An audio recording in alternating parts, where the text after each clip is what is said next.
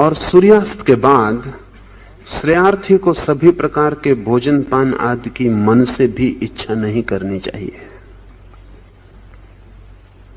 इस संबंध में थोड़ा विचारणीय है, क्योंकि महावीर को मानने वालों ने इस सूत्र को बुरी तरह विकृत कर दिया।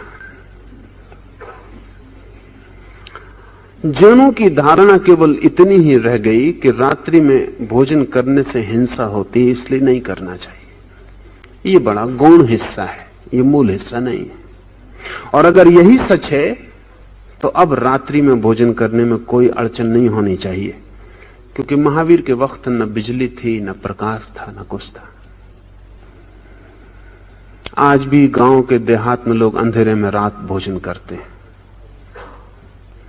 अगर इसीलिए महावीर ने कहा था कि रात्रि भोजन करने में कभी कोई कीड़ा है, कड़कट है, छोटा पतंग है, कीड़ा कोई भोजन में गिर जाता है,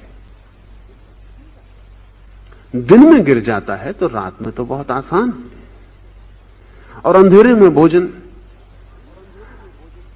या छोटे मोटे दिए के प्रकाश में भोजन, अगर महावीर ने इसीलिए कहा था, जैसा कि जैन साधु समझाते रहते हैं कि रात्रि में भोजन करने से हिंसा होती है, अगर महावीर ने इसलिए कहा था तो अब इस सूत्र की कोई सार्थकता नहीं है।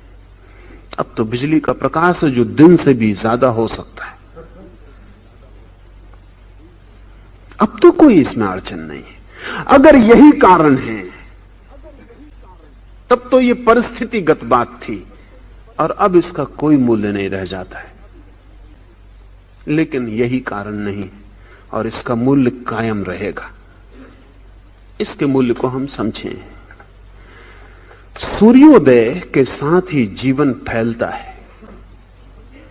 सुबह होती है, सोए हुए पक्षी जग जाते हैं, सोए हुए पौधे जग जाते हैं, फूल खिलने लगते हैं, पक्षी गीत गाने लगते हैं, आकाश में उड़ान शुरू हो जाती है, सारा जीवन फैलने लगता है। सूर्योदय का अर्थ है सिर्फ सूरज का निकलना नहीं, जीवन का जागना, जीवन का फैलना। सूर्यास्त का अर्थ है जीवन का सुकड़ना, विश्राम में लीन हो जाना।